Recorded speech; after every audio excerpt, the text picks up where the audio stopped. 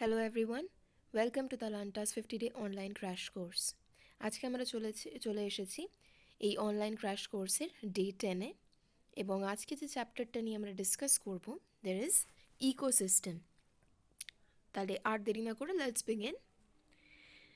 আজকের first question হচ্ছে which one of the following statements is correct for secondary succession. Secondary succession বলতে আমরা যেটা বুঝি সেটা হচ্ছে প্রাইমারি সাকসেশনের পর যদি ভেজিটেশনটা কমপ্লিটলি ধ্বংস হয়ে গিয়ে ডিস্ট্রয় হয়ে গিয়ে ল্যান্ডটা ব্যারেন হয়ে যায়, সেখানে যদি নতুন করে আবার সাকসেশন শুরু হয় তখন সেটাকে বলা হয় সেকেন্ডারি সাকসেশন। তো আমাদের কাছে যে অপশনগুলো রয়েছে সেখানে অপশন এতে বলছে begins on a bare rock. Bare রকে বেসিক্যালি যখন সাকসেশন হয় আমরা সেটাকে প্রাইমারি সাকসেশন বলি। এটা occurs on a deforested site.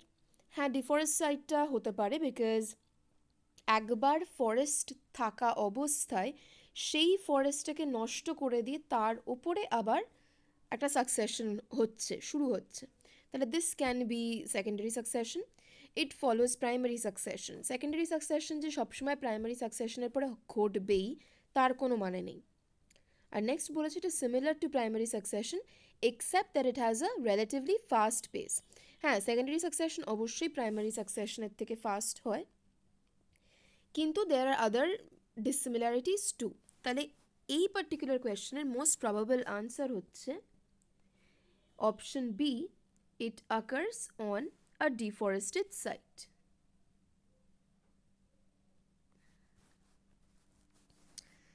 Next question বলছে food chain in which micro organisms break down the food form by primary producers is. তো basically primary producers আমাদের ফুড চেনের ফার্স্ট ট্রফিক লেভেলটা ফর্ম করে, তারপর আমরা জেনারেলি দেখতে পাই যে কনজিউমার্সরা আসে। যে ফুড চেনে বেসিক্যালি প্রাইমারি প্রডিউসার্সদেরকে কনজিউম করে মাইক্রো অর্গ্যানিজমসরা, সেই ফুড চেনটাকে আমরা কী বলি?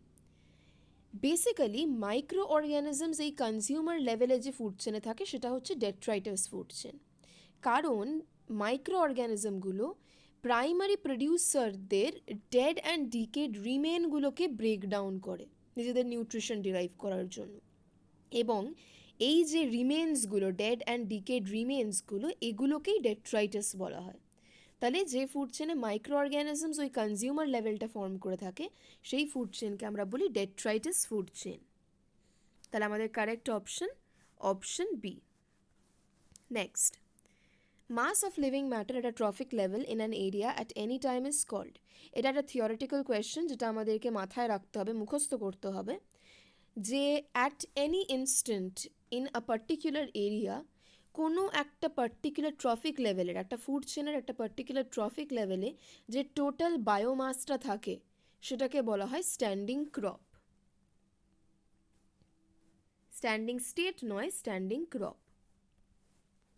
Next, the rate at which light energy is converted to the chemical energy of organic molecules in the ecosystem is option A, net primary productivity, option B, gross primary productivity, option C, net secondary productivity, option D, gross secondary productivity.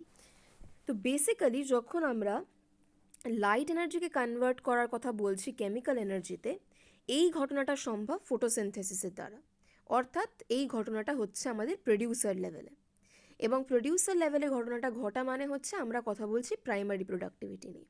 তাহলে আমার option A বা B এর মধ্যে থেকে যে কোনো একটা answer হবে। এবার আসছে নেট না gross.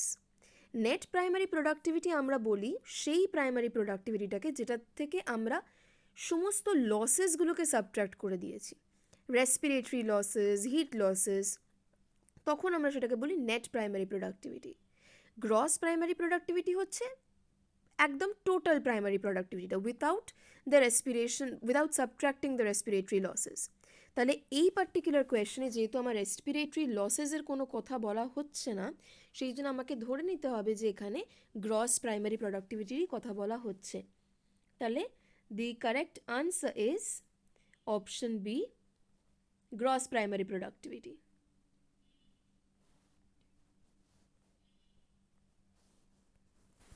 Next, Which of the following processes helps in nutrient conservation?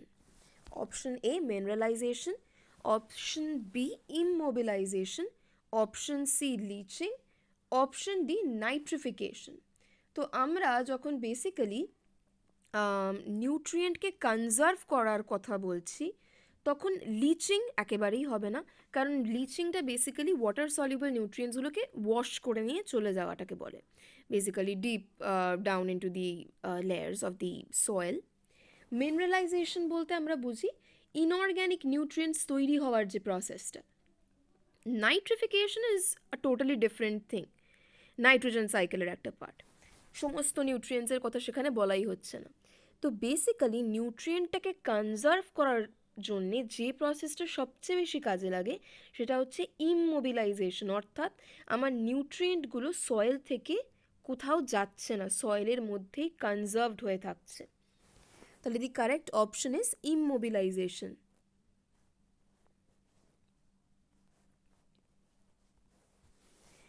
Next, if we completely remove the decomposers from an ecosystem, its functioning will be adversely affected because একটা ইকোসিস্টেমের ফাংশনিং এফেক্টেড হবে সেখান থেকে decomposer সরিয়ে দিলে কেন?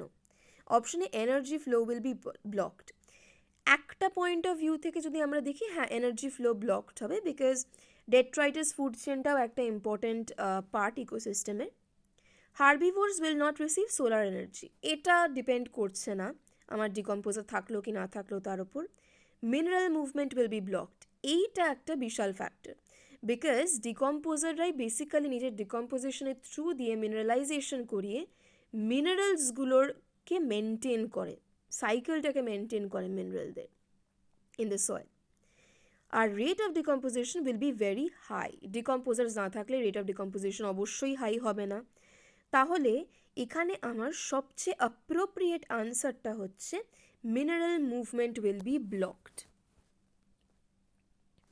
Energy flow will be blocked আমরা বলতে পারছি না এই কারণেই, কারণ বেসিক্যালি এনার্জি ফ্লো ঘটবে from producers to primary consumers to secondary consumers to tertiary consumers, এই এনার্জি ফ্লোটা কিন্তু ঘটবে irrespective of the presence of the decomposers. হ্যাঁ, এটা হতে পারে যে ডিকম্পোজার্স নেই বলে এই এনার্জিটা আবার সয়েলে রিটার্ন করবে না, কিন্তু তা বলে এনার্জি ফ্লো টোটালি ব্লকড হয়েও যাবে না। অলরাইট, নেক্সট কোয়েশ্চেন হচ্ছে ইকোসিস্টেম ইজ, এটা অ্যাগেন আমাদেরকে মনে রাখতে হবে ইকোসিস্টেম একটা ওপেন সিস্টেম, এবং যদি ইকোসিস্টেম ওপেন সিস্টেম না হতো তাহলে আমরা ফুড চেন পড়ার সময় বা এনার্জি ফ্লো পড়ার সময় হিট লসের কথা বা রেডিয়েশন লসের কথা বা রেসপিরেটরি লসেসের কথা বলতাম না। এনার্জিটা সবসময় ইকোসিস্টেমে কনজার্ভড থাকতো, কোনো লস হতো না। যে অ্যামাউন্ট অফ এনার্জি একটা অ্যানিমাল নিচ্ছে আরেকটা অ্যানিমালের থেকে, সেই অ্যামাউন্ট অফ এনার্জি সে তার পরের অ্যানিমালটাকে পাস অন করে দিতে পারতো, যেটা আমাদের ইকোসিস্টেমের ক্ষেত্রে ঘটে না। So the correct option is option A, always open. Next, percentage of photosynthetically active radiation in the incident solar radiation is, again এটা একটা theoretical question যেটা আমাদেরকে মাথায় রাখতে হবে যে টোটাল যে সোলার রেডিয়েশনটা আমরা পাচ্ছি আর্থে তার মধ্যে থেকে শুধুমাত্র একটা পার্সেন্টেজই ফটোসিনথেটিক্যালি অ্যাক্টিভ, এবং সেই পার্সেন্টেজটা হচ্ছে লেস দ্যান 50%, অর্থাৎ আমাদের correct option is option C. Next, in grass deer tiger food chain, grass biomass is 1 ton. The tiger biomass shall be, এই পার্টিকুলার কোয়েশ্চেনটা সলভ করার জন্য আমাদেরকে কনসিডার করতে হবে 10% ল, লিন্ডম্যানস 10% ল।